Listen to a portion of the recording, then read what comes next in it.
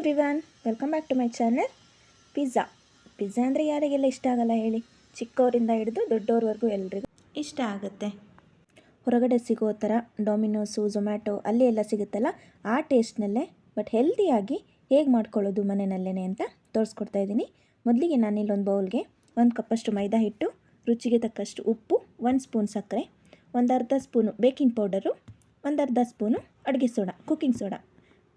ಅಡುಗೆ ಸೋಡಾ ಇನ್ನೇನು ಮಾಮೂಲಿ ಎಲ್ಲರ ಮನೆಯಲ್ಲೂ ಇದ್ದೇ ಇರುತ್ತೆ. 1 ಸ್ಪೂನ್ ತುಪ್ಪ, 2ರಿಂದ 3 ಸ್ಪೂನಷ್ಟು ಸಿಹಿ ಮೊಸರು, ಹುಳಿ ಮೊಸರು ತೊಗೋಬಾರ್ದು, ಸಿಹಿ ಮೊಸರು ತೊಗೊಂಡು ಆ ಮೊಸರುದು ಏನಿರುತ್ತೆ ಮಾಯ್ಶ್ಚರು ಅದರಲ್ಲೇನೇ ಹಿಟ್ಟನ್ನು ಚೆನ್ನಾಗಿ ನಾದ್ಕೋಬೇಕು. ನೋಡಿ ಈ ರೀತಿ ಆದರೆ ಜಸ್ಟ್ ಚಪಾತಿ ಹಿಟ್ಟಿಗೆ ನಾವು ಏನು ಕಲಿಸ್ತೀವಿ ಅದಕ್ಕಿಂತ ಸ್ವಲ್ಪ ಸಾಫ್ಟ್ ಇದ್ದರೆ ಸರಿ ಹೋಗುತ್ತೆ. ನೋಡಿ ಈ ರೀತಿ ಸ್ವಲ್ಪನೂ ಗಂಟು ಇಲ್ದಿರೋ ಥರ ನೀಟಾಗಿ ನಾದ್ಕೊಂಡು 1 ಅವರ್ ಇದನ್ನು ನೆನ್ಕೊಳೋದಕ್ಕೆ ಬಿಟ್ಬಿಡೋಣ. ನಂತರ ನಾನಿಲ್ಲಿ ವೈಟ್ ಸಾಸ್ ಮಾಡ್ಕೋತಾ ಇದ್ದೀನಿ. ವೈಟ್ ಸಾಸ್ ಅಥವಾ ಮಯೋನೀಸ್ ನಾವು ಬೇಕ್ರಿಗಳಲ್ಲಿ ಅಥವಾ ಬೇರೆ ಕಡೆ ತಂದು ಮಾಡೋದಕ್ಕಿಂತ ಮನೆಯಲ್ಲೇ ಸಿಂಪಲ್ಲಾಗಿ ಈ ರೀತಿ ಮಾಡ್ಕೋಬೋದು. ನಾನಿಲ್ಲಿ ಮೊದಲಿಗೆ ಒಂದು ಬೌಲ್ಗೆ 1 ಸ್ಪೂನ್ ತುಪ್ಪ, 1-2 ಸ್ಪೂನು ಮೈದಾ ಹಿಟ್ಟು, ಸ್ವಲ್ಪ ನೀರನ್ನು ಹಾಕಿ ಚೆನ್ನಾಗಿ ಕಲಿಸ್ಕೊತಾ ಇದ್ದೀನಿ. ಆ ಗಂಟಿಲ್ದಿರೋ ಥರ ನೋಡಿ ಈ ರೀತಿ ಬರುತ್ತೆ.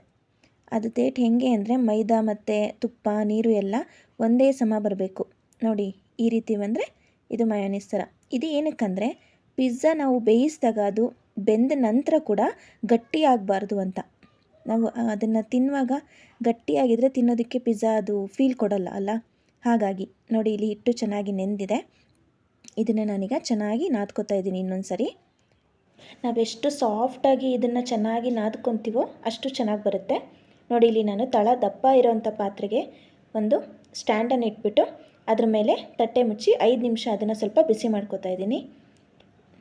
ನೋಡಿ ಈಗ ನಾನು ಇದನ್ನು 2 ಪಾರ್ಟಾಗಿ ಮಾಡ್ಕೊಂಡಿದ್ದೀನಿ. ಏಕೆಂದರೆ ಒಂದೇ ಪಿಜ್ಜಾ ಮಾಡಬೇಕಂದ್ರೆ ಅದು ಸ್ವಲ್ಪ ದಪ್ಪ ಬಂದುಬಿಡುತ್ತೆ. ಹಾಗಾಗಿ ಚೆನ್ನಾಗಿ ಸ್ವಲ್ಪ ಇದನ್ನು ರೌಂಡ್ ಶೇಪ್ಗೆ ಲಟ್ಟಿಸ್ಕೊಳ್ಳೋಣ. ತೀರಾ ತೆಳ್ಳಗೂ ಬರಬಾರ್ದು, ತೀರಾ ದಪ್ಪದಾಗೂ ಇರಬಾರ್ದು.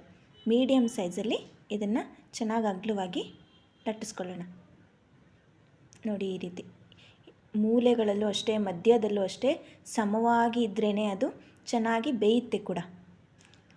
ನೋಡಿ ಇಲ್ಲ ನಾನೊಂದು ಸ್ಟೀಲ್ ಪ್ಲೇಟ್ಗೆ ನೀವು ಊಟದ ತಟ್ಟೆ ಯಾವುದಿರುತ್ತೋ ಅದಕ್ಕೇ ಅದರಲ್ಲೇ 1 ಸ್ಪೂನ್ ತುಪ್ಪನ ಈ ರೀತಿ ಬ್ರಷ್ ಮಾಡ್ಕೊತಾ ಇದ್ದೀನಿ.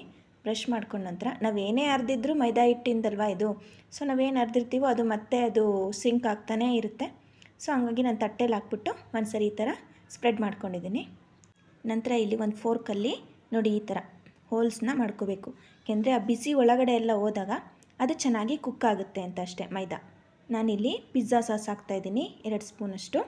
ನೀವು ಪಿಜ್ಜಾ ಸಾಸ್ ಇಲ್ಲ ಅಂತಂದರೆ ಅಥವಾ ಸಿಜ್ವಿನ್ ಸಾಸ್ ಬರುತ್ತೆ, ಅಥವಾ tomato ketchup, tomato sweet and salt ಇರೋ ಥರ ಕೆಚಪ್ಪು ಅದು ಬರುತ್ತೆ, ಅದನ್ನು ಕೂಡ ನೀವು ಹಾಕ್ಕೋಬೋದು. ನೋಡಿ ನಾನು ರೆಡಿ ಮಾಡಿ ಇಟ್ಕೊಂಡಿರೋವಂಥ ವೈಟ್ ಸಾಸ್ ಹಾಕ್ತಾಯಿದ್ದೀನಿ. ನಿಮಗೆ ಎಷ್ಟು ಬೇಕು, ನಿಮಗೆ ಟೇಸ್ಟ್ ಇನ್ನೂ ಸ್ವಲ್ಪ ವೈಟ್ ಸಾಸ್ ಬೇಕು ಅಂತಂದರೆ ಇನ್ನೂ ಸ್ವಲ್ಪ ಎಕ್ಸ್ಟ್ರಾ ಹಾಕ್ಕೊಳ್ಳಿ. ನಾನಿಲ್ಲಿ 1ರಿಂದ 1.5 ಸ್ಪೂನ್ ಹಾಕ್ಕೊಂಡಿದ್ದೀನಿ. ಎರಡನ್ನೂ ಚೆನ್ನಾಗಿ ಆ ಪಿಜ್ಜಾ ಸಾಸ್ ಮತ್ತು ವೈಟ್ ಸಾಸ್ ಎರಡನ್ನೂ ಚೆನ್ನಾಗಿ ಕಂಬೈನ್ ಮಾಡ್ಕೊಳ್ಳಿ. ಎಲ್ಲ ಮೂಲೆಗೂ ಬರೋ ಥರ ಹಾಕ್ಕೊಂಡು ನಾನಿಲ್ಲಿ ಮೇಲ್ಗಡೆ ಸ್ವಲ್ಪ ಚೀಸ್ನ ತುರ್ಕೊತಾ ಇದ್ದೀನಿ. ಚೀಸ್ ನಿಮಗೆ ಬೇಡ ಅಂತಂದರೆ ನೀವು ಅಥವಾ ಬೇರೆ ಪನ್ನೀರ್ ಏನಾದರೂ ಈ ಥರ ಕ್ಯೂಬ್ಸ್ನ ಮಾಡ್ಕೋಬೋದು. ನಿಮಗೆ ಚೀಸ್ ಜಾಸ್ತಿ ಬೇಕು ಅನ್ನೋದಾದರೆ ಇನ್ನೂ ಸ್ವಲ್ಪ ಜಾಸ್ತಿನೇ ಕೋಟ್ ಮಾಡ್ಕೊಳ್ಳಿ. ನಾನಿಲ್ಲಿ ನಮ್ಮ ಮನೇಲಿ ಜಾಸ್ತಿ ಅಷ್ಟು ಪಿಜ್ಜಾ ತಿನ್ನಲ್ಲ ಅಲ್ಲ, ಸೊ ಹಾಗಾಗಿ ನಾನು ಚೀಸ್ ಸ್ವಲ್ಪ ಬಳಸ್ತಾ ಇದ್ದೀನಿ. ಈಗ ವೆಜಿಟೇಬಲ್ಸ್ ನಾನಿಲ್ಲಿ ಆನಿಯನ್ನು, ಕ್ಯಾಪ್ಸಿಕಮ್ ಮತ್ತು ಕಾರ್ನ್ ತೊಗೊಂಡಿದ್ದೀನಿ. ಈ ಪಿಜ್ಜಾಗೆ ಹಾಕೋಕ್ಕಂತಾನೆ ಬೇರೆ ಫ್ರೂಟ್ಸ್ ಕಟ್ಸ್ ಎಲ್ಲ ಬರುತ್ತೆ, ಅದೆಲ್ಲ ನಾನೇನು ಯೂಸ್ ಮಾಡಿಲ್ಲ. ಮನೆಯಲ್ಲೇ ಏನಿದೆ ಅದರಲ್ಲೇ ಸ್ವಲ್ಪ ಮಾಡ್ಕೊಂಡಿದ್ದೀನಿ ಅಷ್ಟೇ. ಈ ರೀತಿ ಮಾಡೋದ್ರಿಂದ ಸೇಮ್ ಅದೇ ರೀತಿ ಯಾವ ರೀತಿ ಪಿಜ್ಜಾ ಲುಕ್ ಬರುತ್ತೆ ಅಥವಾ ಟೇಸ್ಟ್ ಬರುತ್ತೆ ಅದೇ ರೀತಿ ಕೂಡ ಬರುತ್ತೆ, ಅದೇ ಫೀಲ್ ಕೂಡ ನಿಮಗೆ ಕೊಡುತ್ತೆ. ನೋಡಿ ಈಗ ನಾನು ಒಂದೊಂದೇ ಎಲ್ಲೆಲ್ಲಿ ಜಾಗ ಇದೆ ಅಲ್ಲಲ್ಲಿ ಕಾರ್ನು, ಆನಿಯನ್ನು, ಕ್ಯಾಪ್ಸಿಕಮ್, ಟೊಮ್ಯಾಟೊ ಇದನ್ನಿಷ್ಟನ್ನು ಬಳಸಿ ಮತ್ತೆ ಮೇಲ್ಗಡೆ ಸ್ವಲ್ಪ ಚೀಸನ್ನು ಅಪ್ಲೈ ಮಾಡಿ ಹಾಕಿದ್ದೀನಿ. ನೋಡಿ ಇಲ್ಲಿ ಕಾದಿದೆ ಬಾಣಲಿ, ಅದನ್ನು ಸಮವಾಗಿ ಮಧ್ಯಕ್ಕೆ ಇಟ್ಬಿಟ್ಟು ಇದನ್ನು ಒಂದು ತಟ್ಟೆ ಮುಖಾಂತರ ಮುಚ್ಚಿಬಿಟ್ಟು ಒಂದು ಮೀಡಿಯಮ್ ಟು ಲೋ ಫ್ಲೇಮಲ್ಲಿ 40 to 45 ಮಿನಿಟ್ಸ್ 40ರಿಂದ 50 ನಿಮಿಷ ಒಂದು ಸರಿ ಒಂದು 10 ನಿಮಿಷ ಮೀಡಿಯಮ್ ಫ್ಲೇಮಲ್ಲಿ ಬೇಯಿಸಿದ್ರೆ ಒಂದು ಸ್ವಲ್ಪ ಇನ್ನೊಂದು 10 ನಿಮಿಷ ಲೋ ಫ್ಲೇಮಲ್ಲಿ ಬೇಯಿಸಿ, ಮತ್ತು ಮೀಡಿಯಮ್ ಫ್ಲೇಮು ಮತ್ತು ಲೋ ಫ್ಲೇಮು ಆ ರೀತಿ ಮಾಡಿದಾಗ ಏನಾಗುತ್ತೆ, ಎಲ್ಲ ಕಡೆನೂ ಮಧ್ಯದಲ್ಲಿ ಸೈಡಲ್ಲಿ ಆಗ ಕ್ಯಾಪ್ಸಿಕಮ್, ಆನಿಯನ್, ಟೊಮೆಟೊ ಎಲ್ಲ ನೀಟಾಗಿ ಕುಕ್ ಆಗುತ್ತೆ. ನೋಡಿದ್ರಿ ಅಲ್ಲ, ನೋಡಿ ಇವಾಗ ಇದಾಗಿದೆ. ಇದನ್ನು ಅದು ಪಿಜ್ಜಾ ಕಟ್ಟರ್ ಅಂತಲೇ ಬರುತ್ತೆ, ಅದರಲ್ಲಿ ಕಟ್ ಮಾಡಿದ್ರೆ ಚೆನ್ನಾಗಿ ಬರುತ್ತೆ. ನಾನಿಲ್ಲಿ ಅದಿಲ್ಲ ಅಲ್ಲ, ಸೊ ಹಾಗಾಗಿ ನಾನು ನೈಫಲ್ಲೇ ಕಟ್ ಮಾಡ್ತಾಯಿದ್ದೀನಿ. ತೊಂದರೆ ಇಲ್ಲ, ಇದರಲ್ಲಿ ಕಟ್ ಮಾಡಿದ್ರೂ ಆ ಶೇಪ್ ಬಂದೇ ಬರುತ್ತೆ. ನೋಡಿದ್ರಿ ಅಲ್ಲ, ನೋಡಿ ಎಷ್ಟು ನೀಟಾಗಿ ಬೆಂದಿದೆ, ಎಷ್ಟು ನೀಟಾಗಿ ಕುಕ್ ಆಗಿದೆ ಕೂಡ.